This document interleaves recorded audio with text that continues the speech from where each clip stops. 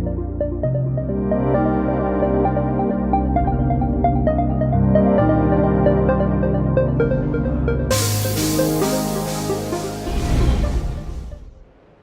Hotel Dieu, the oldest hospital in Paris, centuries older than the famous Notre Dame Cathedral, which is down the street. Hospitals, as we know them, haven't exactly been invented yet, so you're more likely to get sick inside than to leave cured. The Templars are using the building's sewers to smuggle out artifacts they stole from Notre Dame. Go in and get the goods.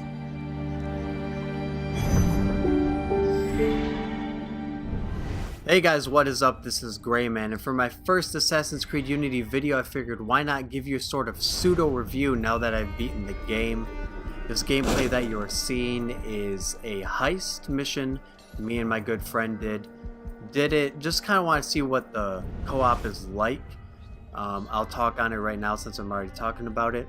It can be good if you have a really good group with good communication, like a really competitive manhunt or artifact assault group, but if you don't have that, I feel like it can fall apart really quick and not be that enjoyable.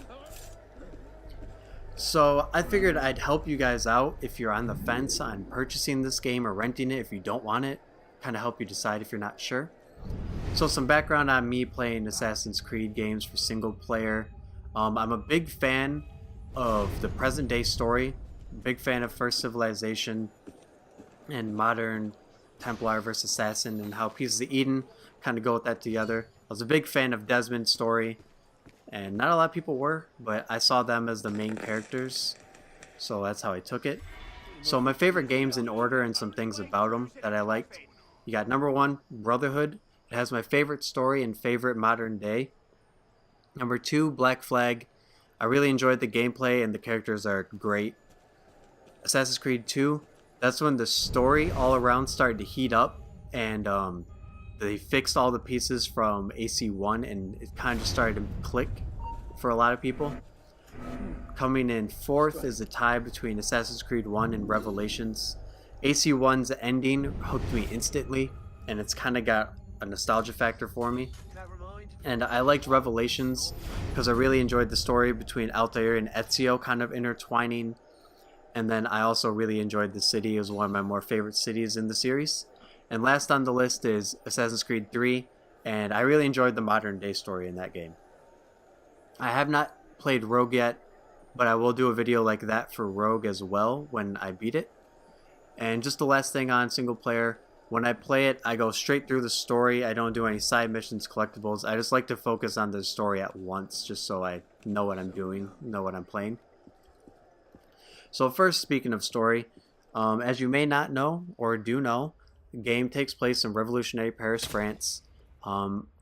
You're told throughout the game that the city is in turmoil and that it's getting worse, but to me it just kind of seems stagnant in its, I guess, level of turmoil. People will say it's tearing itself apart, but it seems just bad the whole time, or just not that.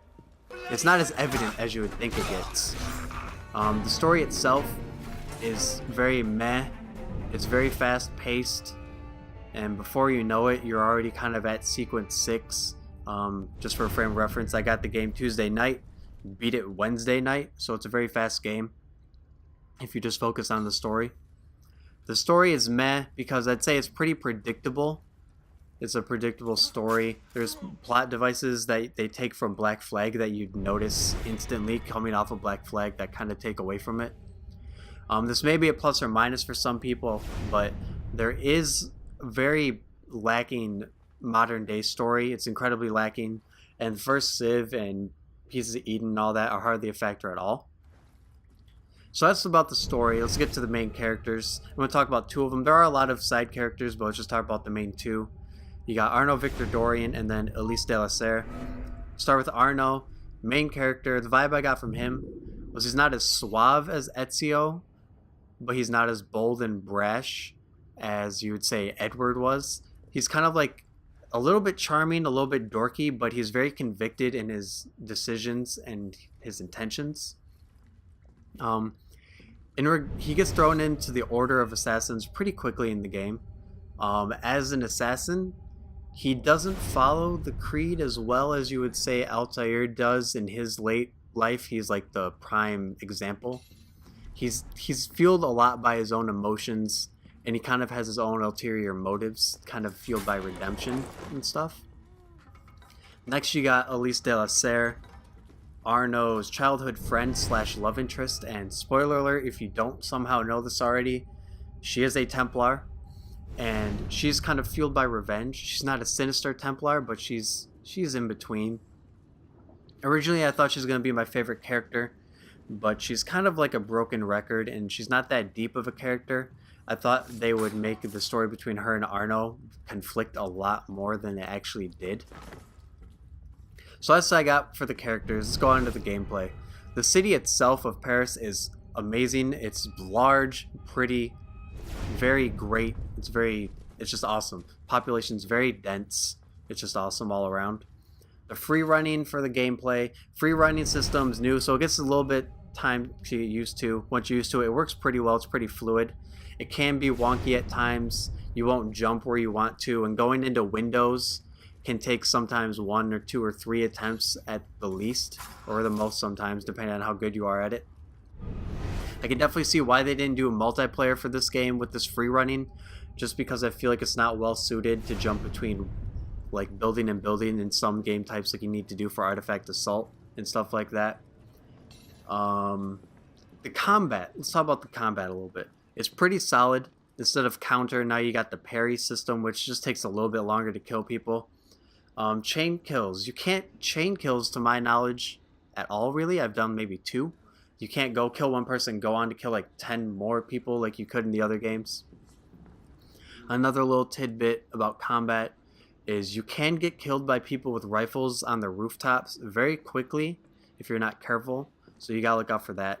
So speaking of getting killed, let's talk about the customization. It can be very deep if you want it to be, depending on if you're very tactical and technical on what you want with your assassin to have, like more stealth or range or whatever. But I will say by no means do you need to have the highest rated gear and weapons to beat the game. I only bought a couple things and I was completely fine. Next, I will talk about a little bit more about the co-op.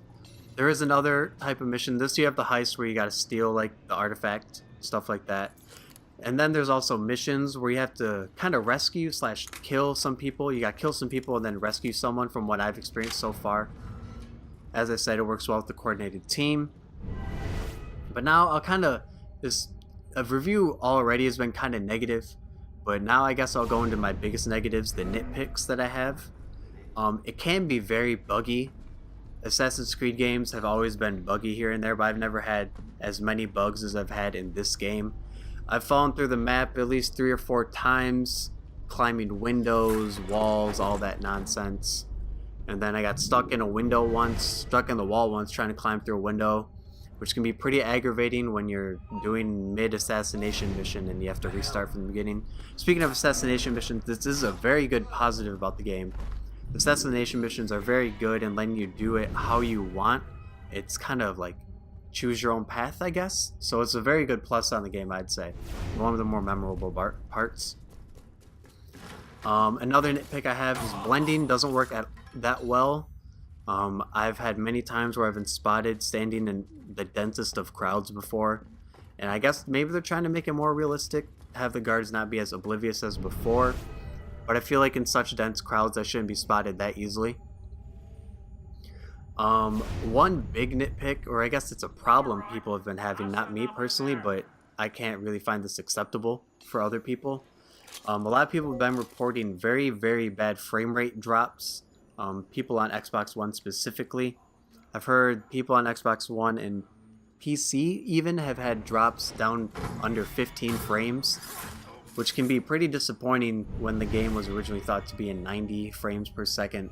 So under 15 frames, that's not really acceptable to me. The last nitpick, and this one I noticed almost instantly when I started playing the game, their load screens take forever. I had to cut out a load screen in this video that was almost a minute long, and maybe they've always been long, I guess, but they just seem longer in Unity because normally you have the screen with the assassin, you get to run around with the animus like backdrop behind you, and this one is just straight up black screen So you don't really have anything to look at, so it's just pretty bland all around. So the video's coming to an end, got a couple minutes left. I'll give you my final assessment on the game. Don't get me wrong, most of what I said is pretty negative, but the game definitely gets the job done. By no means are any Assassin's Creed games in my mind terrible. I've had games like Assassin's Creed 3, it's the lowest on my list, but it's not the worst game I've ever played at all. It's a great game, but it's just not one of my favorites. Unity is kind of like that. It gets the job done. It has some high points, but it's got more low points than I would have assumed, and it's kind of a disappointment in my mind. I was pretty hyped for this game in general once I got closer to it. So if I had to make an order, I would put Brotherhood still first, Black Flag still second, Assassin's Creed 2 third, AC1 and ACR fourth, and then I got Unity and AC3 kind of jockeying for position right now. It might take some time, my opinions might change here or there, but I hope you guys enjoyed this. I hope it helps you decide your opinions if you're on the fence. Gonna be doing this for Rogue as well. But as always, hope you guys enjoyed. It's Gray Man, I'm out. Peace.